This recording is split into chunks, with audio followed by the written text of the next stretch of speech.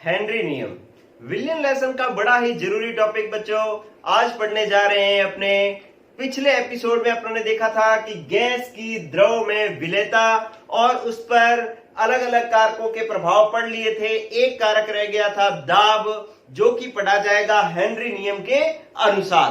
तो lesson class 12 lesson 2 episode 10वां है, उसका पार्ट सेकंड करवा रहा हूं बच्चों। विलियन लेसन है, टॉपिक गैस की द्रव में विलेयता, ये हमने पढ़ लिया था। इस पर दाब के प्रभाव को आज हम पढ़ने जा रहे हैं। बहुत जरूरी टॉपिक हेनरी नियम बच्चों, आधा घंटा लगाओ और हेनरी नियम ले जाओ। तो शुरू कर रहा हूं कि गैस की द्रव में विलेयता पर दाब का प्रभाव। गैस की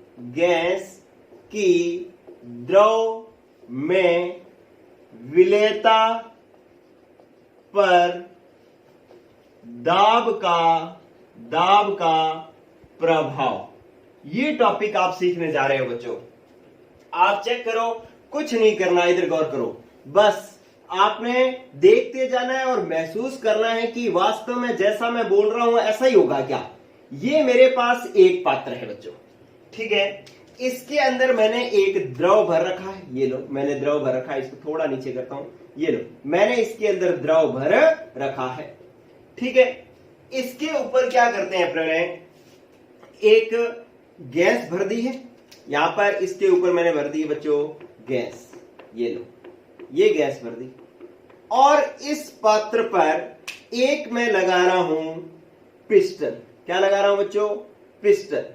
ये एक घर्षण रहित पिस्टन है। इसका मतलब है कि ये पिस्टन जो है ना, इस पात्र में ऊपर नीचे हो सकता है। इसका नाम क्या है बच्चों? पिस्टन। और कैसा पिस्टन है? घर्षण रहित है। जैसे इस पर दाब लगाओगे ये नीचे चला जाएगा, दाब हटाओगे ये ऊपर चला जाएगा, ठीक है। ये आपने क्या भर रखी है बच्चों? गैस। ये आपने क्या भर रखा है? विलायक। क्या सीख रहे हो? इस गैस की इस द्रव में विलायक जो है वो अपने पास द्रव है, तो मैं इसको द्रव ही लिख देता हूं। इस गैस की द्रव में विलेयता पर ये गैस इस द्रव में कितनी घुलेगी, इस पर दाब के प्रभाव को मैं आपको सिखा रहा हूं। तो बच्चों मैंने क्या किया कि इस घर्षण रहित पिस्टन पर मैंने एक बार रखा हुआ है W। एक बार क्या रखा हुआ है? W।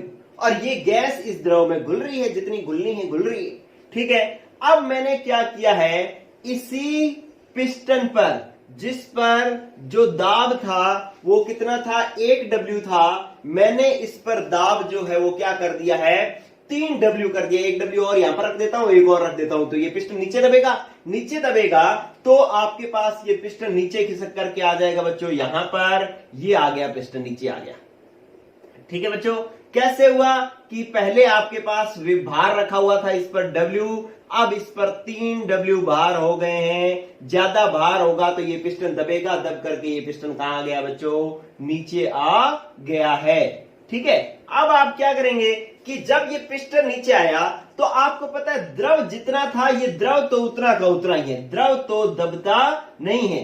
द्रव पर दाब का प्रभाव नहीं पड़ता, द्रव से दाब दबता, दाब से द्रव जो है वो दबता नहीं है। लेकिन इसके ऊपर जो गैस पड़ी थी, ये वाली गैस, ये तो दबेगी ना बच्चों। क्यों? क्योंकि गैस पर तो दाब का प्रभाव पड़ता है, गैस तो संपीड़ित हो जाती है दाब से। तो इसका मतलब है कि जैसे ये दाब लगा तो ये गैस के कण जो है वो पास पास आ गए, ये पास पास में आ गए बच्चों, ठीक है। तो इसका मतलब है कि हमने जब इस पर दाब, पिस्टन नीचे आने का मतलब क्या है कि गैस पर क्या लग गया? दाब। और दाब बढ़ने से ये गैस क्या होगी? गैस संपीड़ित होगी। कैसी होगी? संपीड़ित होगी, ठीक है। तो पहले ये गैस इस द्रव में थोड़ी घुल रही थी, जब दाब लगा दिया तो ये गैस के कण पास पास में आ गए, संघनन की प्रक्रिया ज्यादा होने लगी। संघनन क्या था कि गैस के कण आपस में मिलकर के नीचे बैठना ज्यादा शुरू कर दिए। तो इसका मतलब है ये दाब लगाने से ये गैस ज्यादा द्रव में घुलने लग गई, ठीक है। तो ये बात हमारे को दिखाई दे रही है, हमको याद नहीं कर रहे हैं कि पिस्टन पर जितना ज्यादा दाब लगेगा ये गैस द्रव में उतनी ही ज्यादा घुलेगी। तो ये बात सबसे पहले, जो ये प्रैक्टिकल जो था, सबसे पहले एक हेनरी नामक वैज्ञानिक ने किया था। किसने किया था बच्चों? हेनरी ने। तो इसी ने एक नियम बना दिया कि इस द्रव में ये जो घुली हुई गैस की मात्रा है ना, पहले देखो ये गैस इस द्रव में कम घुला हुआ था, जब ये दाब लगाया तो अब ये गैस इस द्रव में जो है वो क्या हो गई, ज्यादा घुल गई। क्यों? क्योंकि दाब लगाने से गैस जो है द्रव में ज्यादा घुल जाती है। पहले कम घुली हुई थी, अब ज्यादा घुल गई है। ठीक है, तो हेनरी ने नियम बना दिया।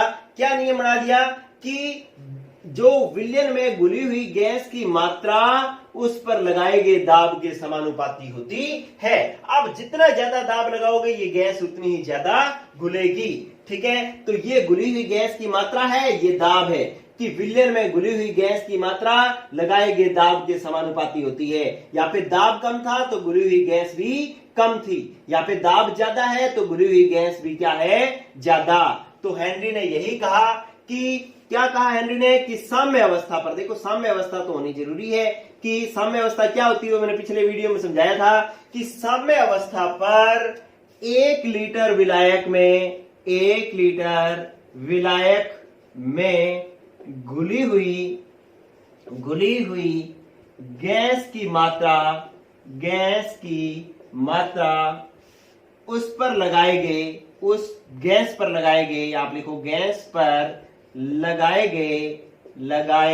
गए दाब के बराबर होती है, दाब के समानुपाती होती है। ठीक है, तो ये आपने हेनरी का नियम बन गया बच्चों। क्या हो गया कि जितना दाब लगाओगे गैस उतनी ज्यादा घुलेगी, मतलब घुली हुई गैस की मात्रा लगाए गए दाब की क्या होती है, समानुपाती होती है। साम्य अवस्था पर हेनरी के नियम की पहली स्टेटमेंट, 2 स्टेटमेंट है, पहली स्टेटमेंट बता रहा हूं क्या है कि साम्य अवस्था पर 1 लीटर विलायक में घुली हुई गैस की मात्रा गैस पर लगाए गए दाब की क्या होती है, समानुपाती। यहाँ पे दाब ज्यादा है तो घुली हुई गैस की मात्रा भी ज्यादा है, तो घुली हुई गैस की मात्रा दाब की क्या होती है, समानुपाती होती है। और समानुपाती का निशान हटाओगे तो नियतांक आएगा जिसको हम कहेंगे के, और ये हो जाएगा m बराबर के पी, या k बराबर क्या हो जाता है, m बटा में p। ठीक है, घुली हुई गैस की मात्रा और दाब एक नियतांक के बराबर होता है। आप ऐसा भी कह सकते हो k क्या है, एक नियतांक है। ठीक है, p बटा लेके तो m बटा में p बराबर क्या है, k। इसका मतलब क्या हो गया कि अगर ताप नियत रहे, दाब नियत रहे, तो घुली हुई गैस की मात्रा भी नियत रहती है।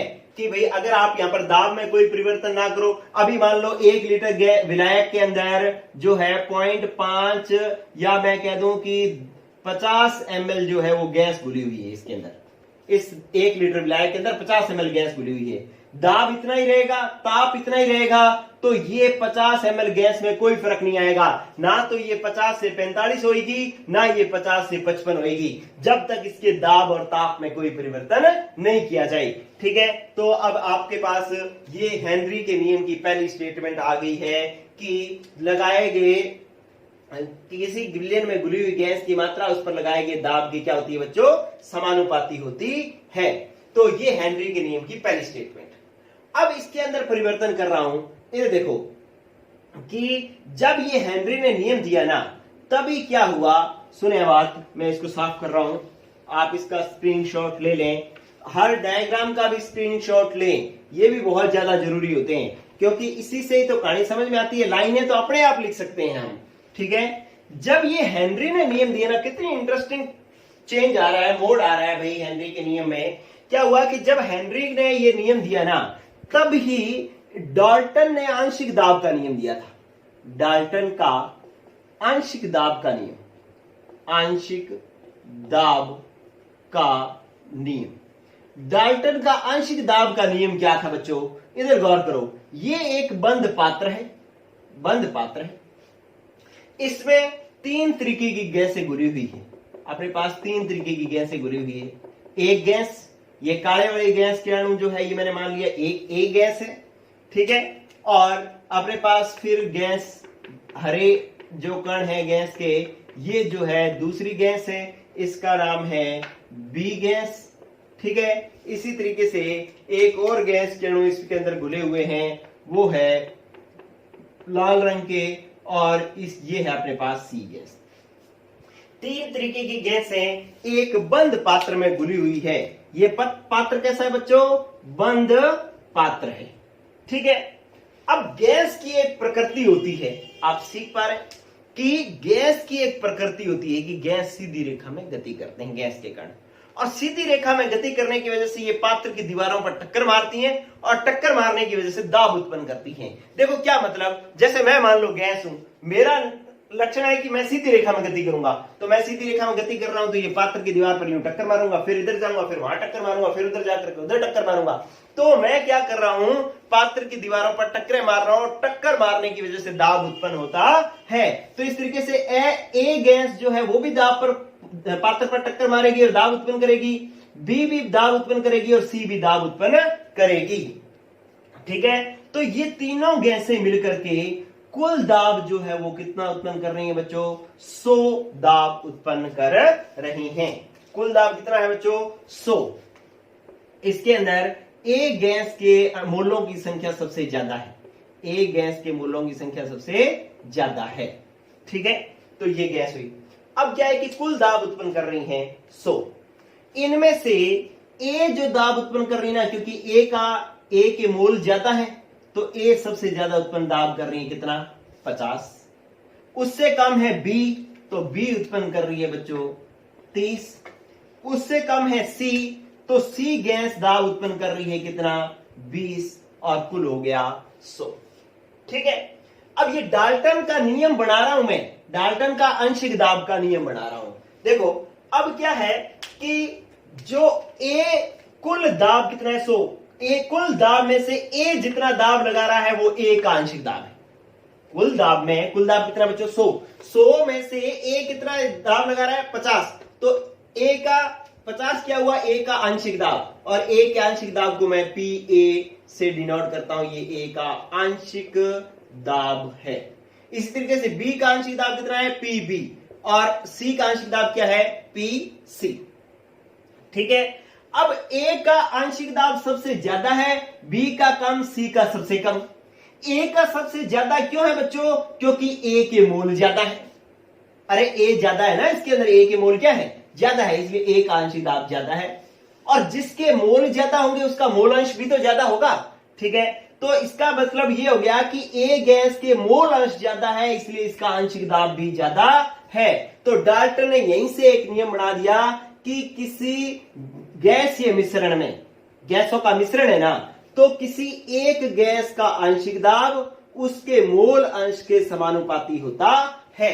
ठीक है, ये ए गैस का क्या है, ए गैस का क्या है, आंशिक दाब, ये ए गैस के क्या है, मोल अंश, ये दोनों एक दूसरे के क्या होते हैं, समानुपाती होते हैं। इसी तरीके से पी बी क्या होगा, एक्स बी के समानुपाती होगा। इसी तरीके से पी सी क्या होगा, एक्स सी के समानुपाती होगा। ये डाल्टन का आंशिक दाब का नियम है।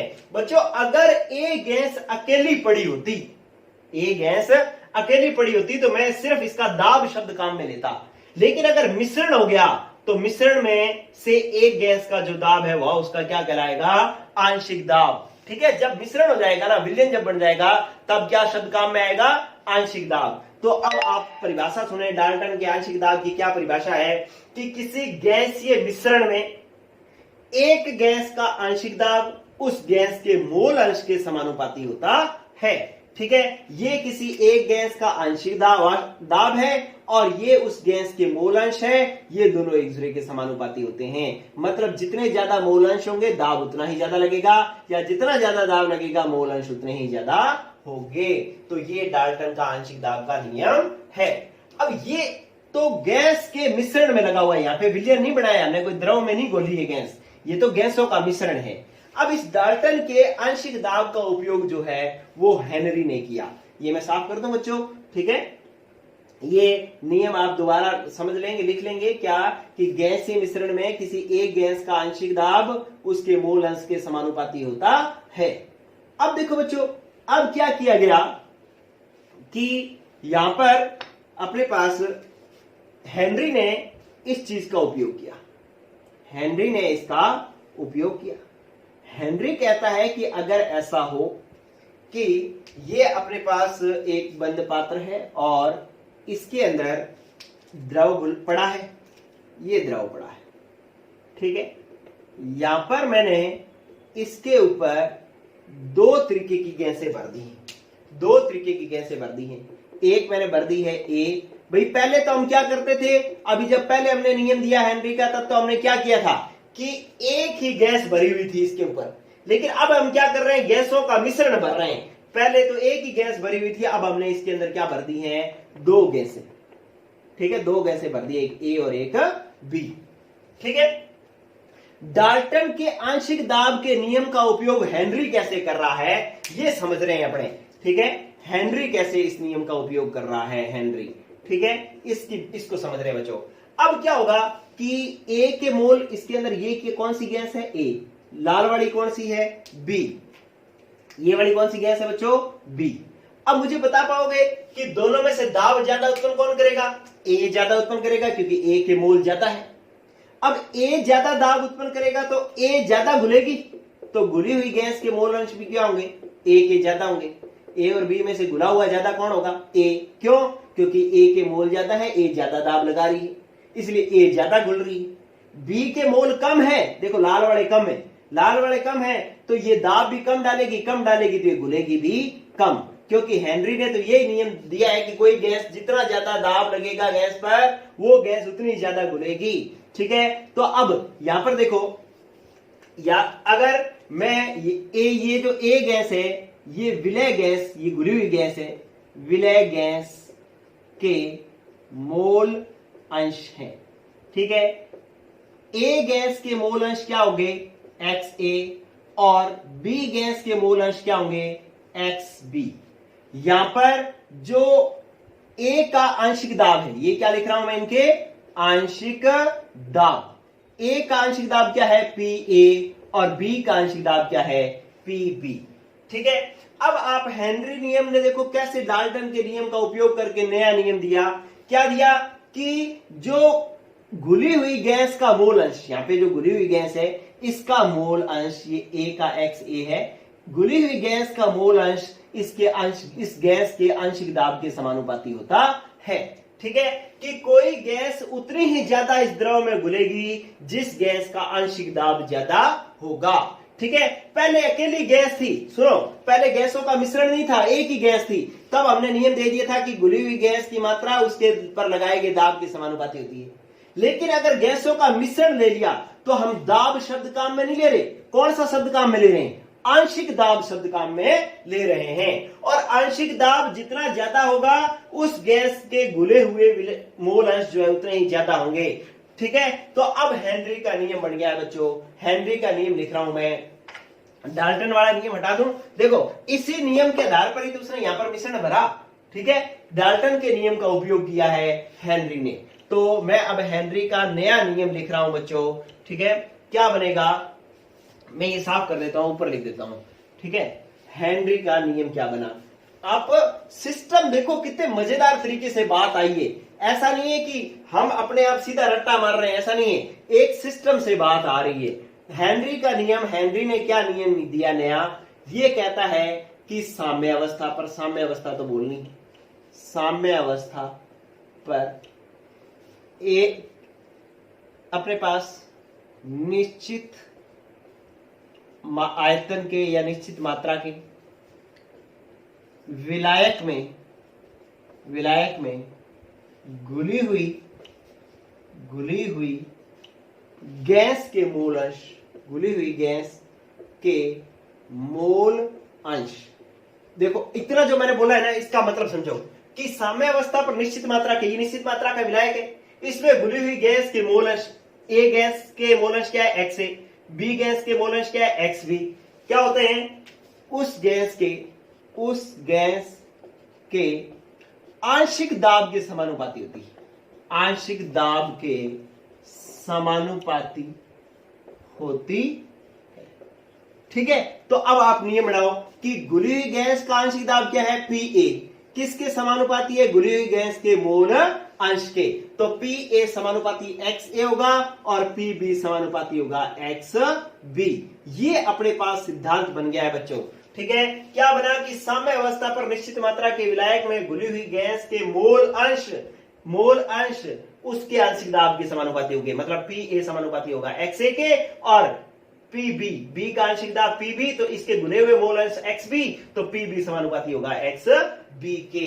ये बात हुई बच्चों हेनरी के नियम की। अगर एग्जाम में आता है तो एग्जाम में हम ये वाली परिभाषा लिखेंगे, ना कि पहले वाली परिभाषा लिखेंगे।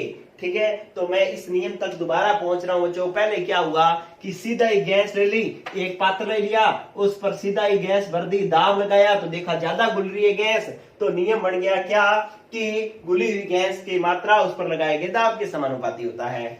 फिर देखा डाल्टन यहाँ पे एक गैस की बजाय गैसों का मिश्रण लेता है, तो वो कहता है कि वो गैस ज्यादा दाब लगाएगी जिसके मोल अंश ज्यादा होंगे।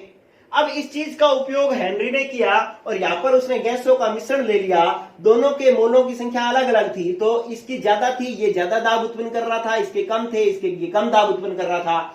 जो ज्यादा उत्पन्न दाब करेगा वो ज्यादा घुलेगा, तो विलय गैस के मोल अंश क्या होंगे, ज्यादा। क्यों? क्योंकि इसका आंशिक दाब क्या है, ज्यादा। तो अब हेनरी का नियम बन गया कि साम्य अवस्था पर निश्चित ताप मात्रा के विलायक में घुली हुई गैस के मोल अंश उसके आंशिक दाब के समानुपाती होता है। ठीक है बच्चों, तो इस नियम का ये जो अपने पास लास्ट नियम आ गया है, मैं इसको साफ कर रहा हूं, ये बहुत ही जरूरी था, आप इस डायग्राम को बना लें।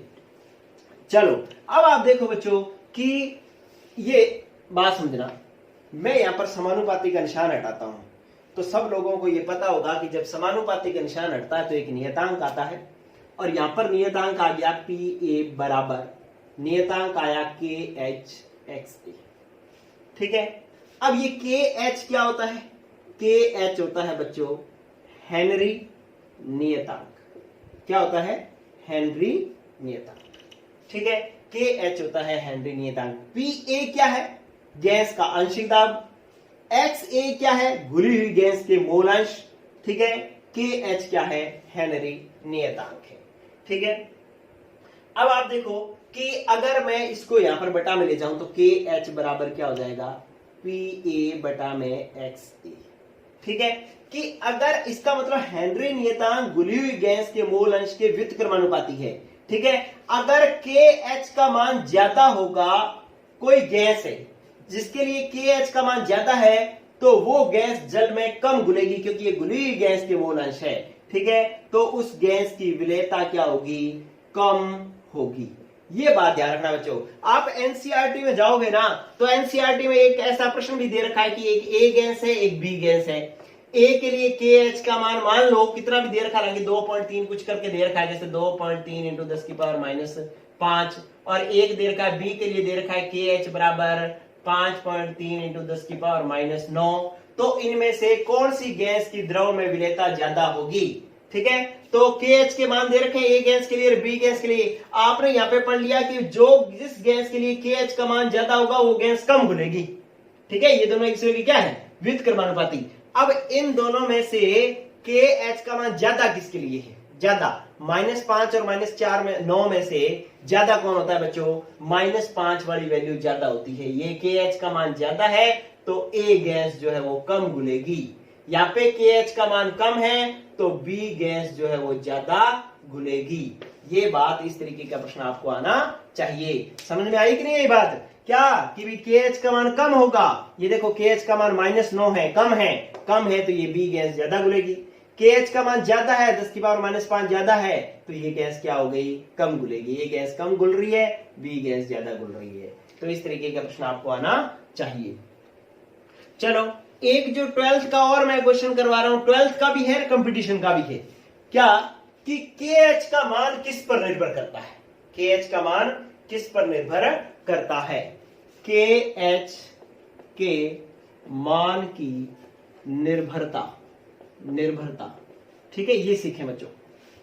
क्या है पॉइंट नंबर 1 कि एक तो KH का मान अलग अलग गैसों के लिए अलग अलग होता है।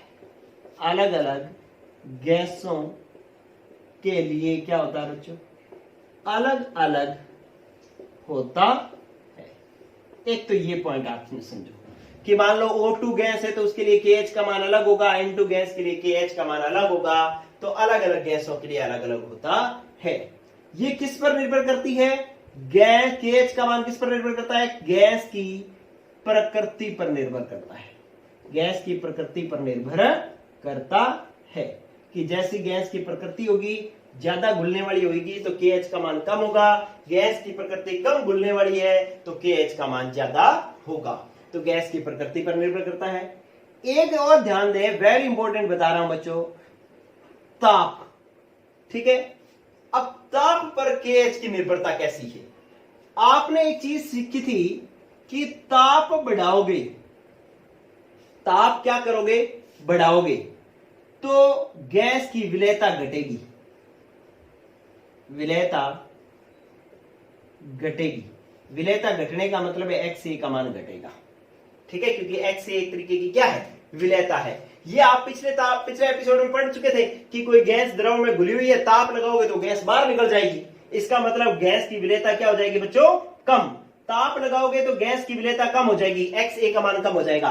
अगर XA का मान कम होगा तो KH का मान, उल्टे हैं ये दोनों एक दूसरे के, XA का मान कम होगा तो KH का मान बढ़ेगा। तो इसका मतलब है KH का मान क्या होगा? बढ़ेगा। आपके पास प्रश्न आएगा कि ताप बढ़ाने पर KH पर कोई प्रभाव नहीं पड़ता, KH घट जाता है, KH बढ़ जाता है, KH शून्य हो जाता है। तो आप कहोगे ताप बढ़ाने पर KH का मान बढ़ जाता है। क्यों? क्योंकि ताप बढ़ाने पर विलेयता घटती है, XA का मान घटता है। XA का मान घटेगा तो KH का मान बढ़ेगा, क्योंकि एक दूसरे के क्या है? व्युत्क्रमानुपाती है। तो ये हेनरी का नियम और ये हेनरी का नियतांक, इस पर मैंने आपको किन बातों पर निर्भर करता है ये भी मैंने दिया बता आपको। चलो अब आप आओ नेक्स्ट, हेनरी का नियम अच्छे से याद कर लेना बच्चों। अब हेनरी के नियम की कमियां, क्या कमियां हैं हेनरी के नियम की? क्योंकि पेपर में अक्सर पूछा जा रहा है, ठीक है, कि हेनरी के नियम की क्या कमियां है, हेनरी का नियम कहां लगता है और कहां नहीं लगता है। तो हेनरी के नियम की कमियां या सीमाएं, देखो क्या कमियां हैं। पहली कमी कि जो गैस आप द्रव में घोल रहे हो ना, ये द्रव है, ये गैस है। ठीक है, ये गैस जो आप द्रव में घोल रहे हो ना, ये गैस इस द्रव के साथ अभिक्रिया नहीं करनी चाहिए। ध्यान रखना, अभिक्रिया नहीं करनी चाहिए। अगर ये अभिक्रिया कर लेती ना अंदर जाकर के, तो इस पर हेनरी का नियम नहीं लगेगा। जैसे आपको कहे कि जल में आपने HCl गैस डाली, क्या हेनरी का नियम लगेगा? आप कहोगे हेनरी का नियम नहीं लगेगा, क्योंकि ये जल में जाकर के टूट जाती है। आपको कहे कि NH3 को आपने जल में घोला, बताओ अमोनिया गैस को जल में घोला, तो हेनरी नियम लगेगा क्या? नहीं लगेगा, क्योंकि ये अमोनिया तो जल के साथ जाकर के अभिक्रिया कर लेती है, NH4OH बना लेती है। तो इसका मतलब इस पर भी ये नियम नहीं लगेगा। आपको कह दे SO2 गैस को जल में घोला, अब बताओ इस पर हेनरी नियम लगेगा क्या? अरे ये तो SO2 गैस H2O से अभिक्रिया करके H2SO3 बनाता है, फिर H2SO4 बन जाता है। तो ये तो H2SO4 बन जाएगा, अभिक्रिया कर लेगा। तो अभिक्रिया कर लेगा तो मतलब इस पर हेनरी नियम नहीं लगेगा। ठीक है, अगर आपको कह दिया जाए कि O2 गैस को आपने जल में घोला, तो हेनरी नियम नहीं लगेगा, क्योंकि O2 गैस जल से अभिक्रिया नहीं करती। लेकिन O2 गैस को आपने रक्त में घोला, तो हेनरी का नियम काम करेगा क्या? हाँ जी, फिर हेनरी का नियम काम करेगा। ठीक है, तो इस तरीके से बात आपको समझनी है कि हेनरी के नियम की पहली कमी क्या है कि जो गैस आप द्रव में घोल रहे हो वो उस द्रव के साथ अभिक्रिया नहीं करनी चाहिए। अगर अभिक्रिया कर लेगा तो उस पर हेनरी नियम नहीं लगेगा। जैसे मैंने ये 3 एग्जांपल बता दिए, इन पर हेनरी नियम नहीं लगता। ये मैंने बता दिया N2O2H2 ये जल में घोलो तो हेनरी नियम नहीं लगता। सॉरी, एक इन दोनों में ना ये गलत में लिख दिया कि ये दोनों जल से अभिक्रिया नहीं करता तो हेनरी नियम लगेगा। ये अभिक्रिया कर लेता है तो इस पर हेनरी नियम नहीं लगेगा। ठीक है बच्चों, तो ये बात आपको समझनी है। इसकी बात एक अच्छे से और समझना, मैंने कहा है कि O2 का रक्त में घुलना, ठीक है, ये इसमें अभिक्रिया कर लेता है तो इस पर हेनरी का नियम नहीं लगेगा, ऐसे मैंने कहा है। लेकिन क्या है कि जब इसकी 2 स्थितियां है वो मैं आगे बताता हूं। ठीक है, हालांकि ये O2 रक्त से अभिक्रिया करता है, लेकिन एक स्थिति और है वो मैं बताऊंगा। तो पहले ये चीज समझ में आ गई कि नहीं आ गई कि अभिक्रिया नहीं करेगा तो हेनरी नियम लगेगा, अभिक्रिया कर लेगा तो हेनरी नियम नहीं लगेगा। चलो बच्चों, अब दूसरी कमी ये है हेनरी के नियम की, ये कि दूसरी कमी हेनरी, ये कहता है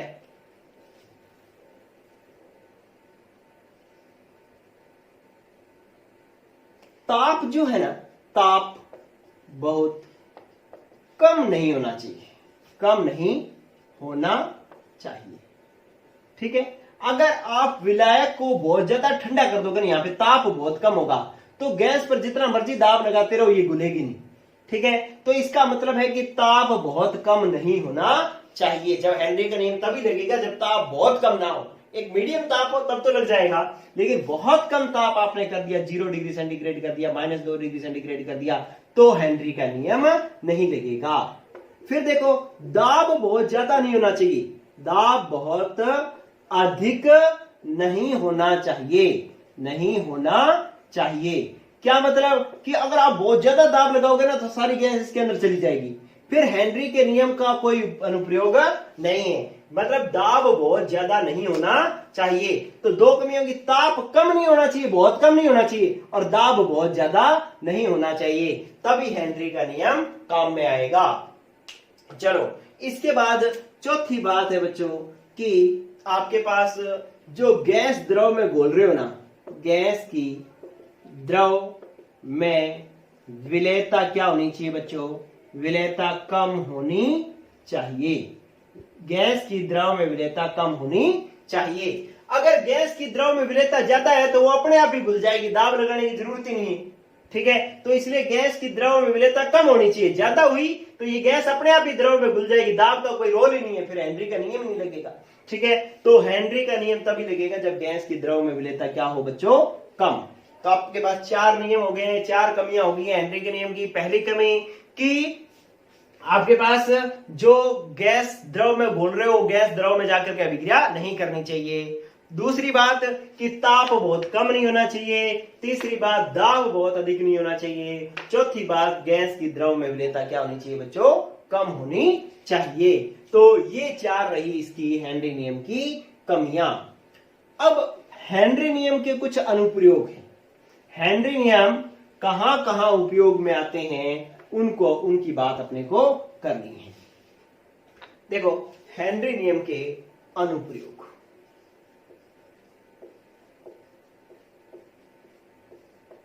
टॉपिक पूरा होगा, गैस की द्रव में विलेयता आज खत्म हो जाएगा। ठीक है, टाइम जरूर लग रहा है लेकिन टॉपिक पूरा खत्म हो जाएगा। गौर करना बच्चों। अनुप्रयोग नंबर 1, अनुप्रयोग आप सीखो कि हेनरी के नियम का उपयोग कैसे होता है, वो आपने सीखना है। तो आप एक ही चीज सीख लो कि भैया दाब ज्यादा लगेगा तो गैस द्रव में ज्यादा घुलेगी, बस। ठीक है, जितना दाब लगाओगे, ये द्रव पड़ा है, ऊपर गैस पड़ी है, आप जितना दाब लगाओगे ना वो गैस द्रव में उतनी ही ज्यादा जाएगी। इसमें कोई हमारे को आपत्ति नहीं है। दाब लगाओ ज्यादा, गैस द्रव में ज्यादा जाएगी, बस। आपको इतनी बात ध्यान में रखनी है। चलो, अब अनुप्रयोग नंबर पहला कह रहा है कि शीतलीकृत पेय पदार्थों में, शीतलीकृत पेय द्रवों में इसका उपयोग होता है। शीतलीकृत पेय द्रव कौन से होते हैं? कोल्ड ड्रिंक होती है। ठीक है, कोल्ड ड्रिंक होती है ना। कोल्ड ड्रिंक के अंदर CO2 गैस घोली जाती है, जिसको अपने सोडा वाटर भी कह देते हैं। कि CO2 गैस को अगर जल में घोला जाए तो इसको अपने कहते हैं सोडा वाटर। ये कई 1-2 बार पूछा गया है, सोडा वाटर कहते हैं। ठीक है, तो ये जो CO2 गैस है वो जल में कैसे घोली जाती है? आपने देखा है कि कोल्ड ड्रिंक की जो बोतल होती है उसको उच्च दाब पर बंद किया जाता है, CO2 गैस डाल करके उच्च दाब पर एकदम से बंद किया जाता है ढक्कन उसका, ताकि जो है उस बोतल के अंदर, जैसे मान लो ये बोतल थी तो ये इस तरीके से बोतल थी इसकी, इस पे अंदर CO2 गैस डालकर ढक्कन को उच्च दाब पर एकदम से दाब से बंद किया जाता है, जिससे ये गैस इस द्रव के अंदर घुल जाती है। ठीक है, अब जैसे ढक्कन हटाओगे तो क्या हो जाएगा? दाब ज्यादा लगाया तो गैस द्रव में घुल गई, लेकिन अगर ढक्कन हटाओगे तो दाब कम हो जाएगा। दाब कम हो जाएगा तो ये गैस बाहर निकल जाएगी।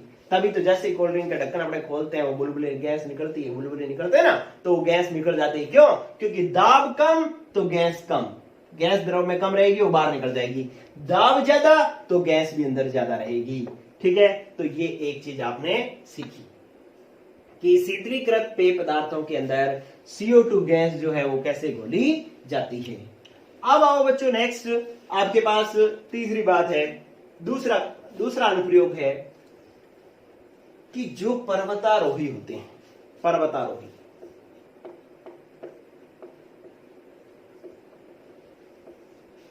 ठीक है, जैसे ये पहाड़ है, इस पहाड़ पर जैसे जैसे कोई पर्वतारोही ऊपर जाता है तो आपको पता है कि वायु का घनत्व कम होता जाता है।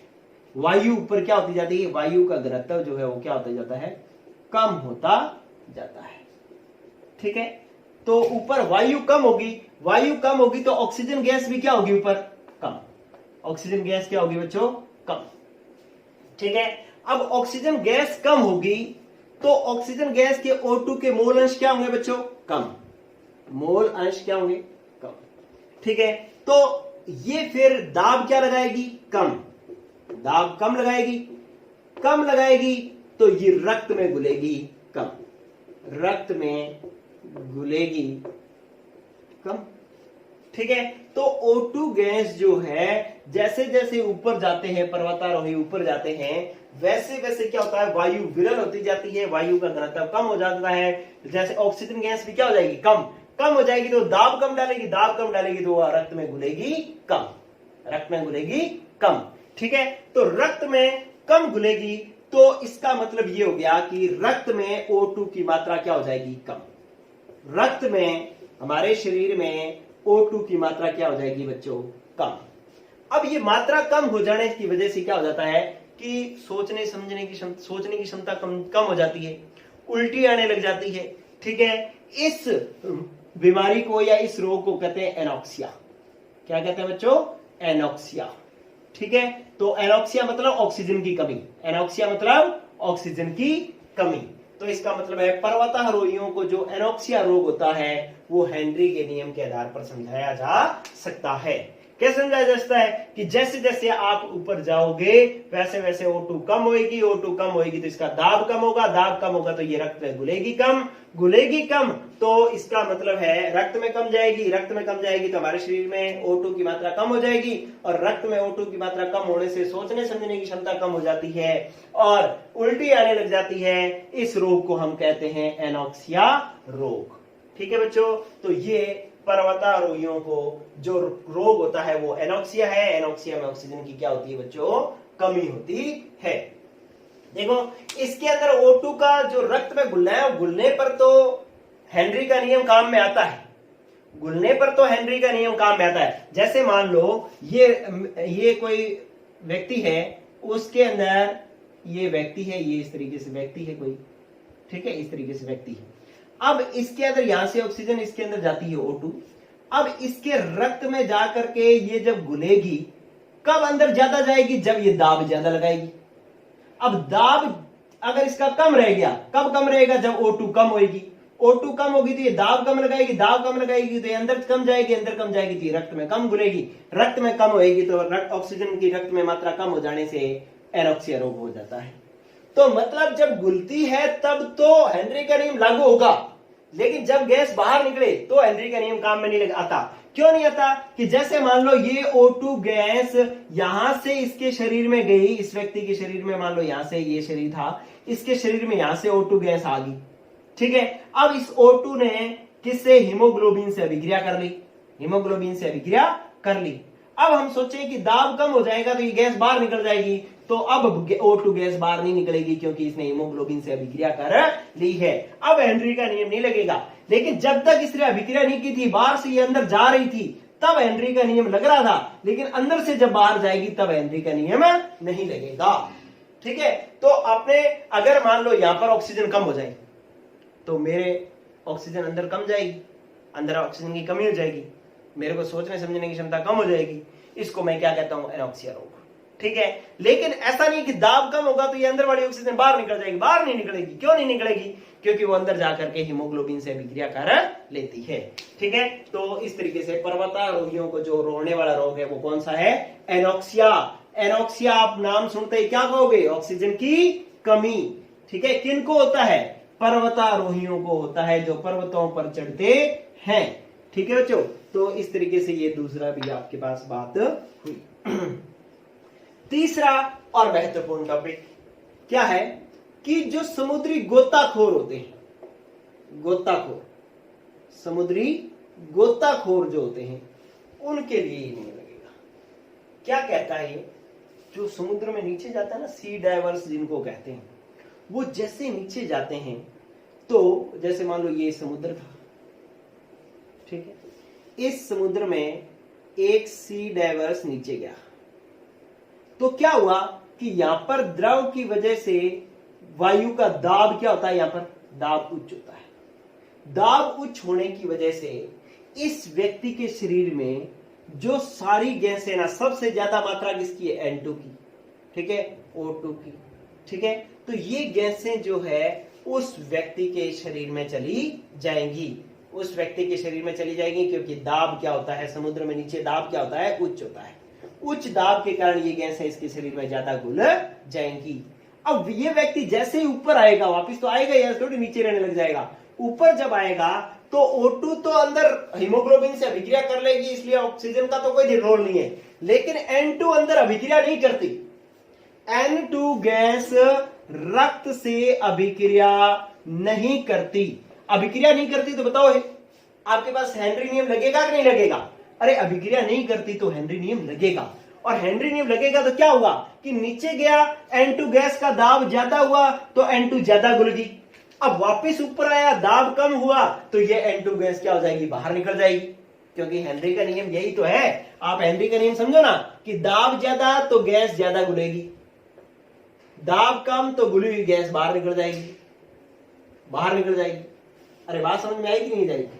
दाब ज्यादा तो गैस घुलेगी ज्यादा, दाब कम होगा तो गैस बाहर निकल जाएगी। अभी यही तो हुआ कि जब ये नीचे आया तो N2 गैस का दाब ज्यादा था, ज्यादा घुल गई, जब ऊपर आएगा दाब कम होगा, दाब कम होगा तो गैस बाहर निकल जाएगी। अब जब इसके शरीर से N2 गैस बाहर निकलेगी ना, कोल्ड ड्रिंक से जब CO2 गैस निकलती है तो कैसे बुलबुले बन जाते हैं, वैसे ही क्या होता है कि उस व्यक्ति के शरीर में जो रक्त वाहिनियां होती हैं उसके अंदर ऐसे बुलबुले बन जाते हैं। क्या बन जाते हैं? बुलबुले बन जाते हैं। जब N2 गैस बाहर निकलती है ना तो उसके रक्त में ऐसे बुलबुले बन जाते हैं, जो कि बहुत ज्यादा दर्द करते हैं। कई बार व्यक्ति की जो है मृत्यु हो जाती है, तो इसको हम कहते हैं, ये बुलबुले बन जाना, इसको हम कहते हैं बैंड। क्या कहते हैं? बैंड, ठीक है। और ये बैंड इतने खतरनाक होते हैं कि कई बार व्यक्ति का बैंड ही बच जाता है, ठीक है। तो इसलिए ये क्या रहता है कि ये समस्या रहती है किनको? समुद्री गोताखोरों को, जो समुद्र में नीचे जाते हैं। समझ रहे दोबारा? बैंड क्या है, आपसे पेपर में प्रश्न आएगा, बैंड क्या है, बैंड किसको कहते हैं? तो आप कहोगे कि जैसे समुद्री गोताखोर नीचे जाते हैं तो उच्च दाब के कारण N2 गैस ज्यादा घुल जाती है, जैसे ये ऊपर आता है तो ये N2 गैस बाहर निकलती है, बाहर निकलती है तो रक्त में बुलबुले बढ़ जाते हैं, बुलबुले बढ़ जाने को बैंड कहते हैं। और ये बैंड अत्यधिक दर्दनाक होता है, और दूसरा जो है इसकी वजह से कई बार व्यक्ति का बैंड भी बच जाता है, मतलब उसकी मृत्यु भी हो जाती है, ठीक है। तो अब इससे बचने के लिए क्या किया जाए? अब इससे बचने के लिए एक विशेष प्रकार का सिलेंडर जिसमें हीलियम गैस को मिश्रित करके ले जाया जाता है। बैंड से बचने का क्या तरीका है? देखो बच्चों, अब लास्ट बात बताने जा रहा हूं, ये अच्छे से सीख लो कि इसके लिए क्या किया जाता है कि एक विशेष प्रकार के सिलेंडर का उपयोग किया जाता है। आप देखो, जो समुद्री गोताखोर होते हैं एक सिलेंडर लेके जाता है ना, पीछे सिलेंडर टंगा होता है, उस सिलेंडर के अंदर ये जो गैस भरी जाती है उसके अंदर N2, O2 और इसके साथ साथ हीलियम गैस भी भरी जाती है, ठीक है। हीलियम गैस से इस गैस को क्या कर लिया जाता है? तनु कर लिया जाता है। तनु कर लेने से इसकी मात्रा कम हो जाएगी, मोल अंश कम हो जाएंगे। हीलियम गैस मिला दोगे तो इसकी नाइट्रोजन के मोल अंश क्या हो जाएंगे बच्चों? कम। और इसके मोल अंश कम हो जाएंगे तो ये गैस रक्त में घुलेगी कम, तो जब वो ऊपर आएगा तो बाहर निकलेगी भी कम, ठीक है। इसका एक अनुपात भी है अपने पास कि ये अपने मिलाया जाता है 11.7% होता है, ये 32.2% होता है, और ये टोटल कर लो तो आप शायद ये 56.1% ऐसा कुछ आएगा। तो ये जो एग्जैक्ट मात्रा जो है वो हीलियम, इसके अंदर कौन सी गैस कितनी मिलाई जाती है वो भी मैं आपको अभी बता देता हूं कि कौन सी गैस इसके अंदर कितनी प्रतिशत मिलाई जाती है। आपको ये टॉपिक समझ करके समझा, जो आपने वो क्या समझा? सबसे पहले आपने हेनरी का नियम और उसके बाद आपने सीखा बच्चों कि हेनरी के नियम की कमियां क्या थी, और फिर आपने सीखा बच्चों कि हेनरी के नियम के उपयोग क्या थे। ठीक है, तो ये जो अपने पास परसेंटेज जो लिखा था मैंने कि यहाँ पर 56.2% है, 56.2%, और ऑक्सीजन ली है 32.1% और हीलियम ली है 11.7%। ठीक है, तो इस तरीके से इन गैसों का मिश्रण बना करके जगह सिलेंडर डाल करके वो सिलेंडर लेकर के मास्क चढ़ा के जाओगे ना, तो जो है क्या होगा, व्यक्ति के शरीर में नाइट्रोजन कम घुलेगी और उसका बैंड नहीं बचेगा। तो एनोक्सिया रोग किसको होता है? पहाड़ों पर चढ़ने वालों को होता है। बैंड रोग किसको होता है? समुद्र में जाने वालों को होता है। तो इस तरीके से आज बढ़िया क्लास, एक लंबी क्लास रही और एक बहुत ही शानदार टॉपिक आपको सीखने को मिला। ठीक है बच्चों, इसके नोट्स बना लेना जरूर स्क्रीनशॉट्स लेते हुए, और आज के लिए इतना ही। गुड लक बच्चों।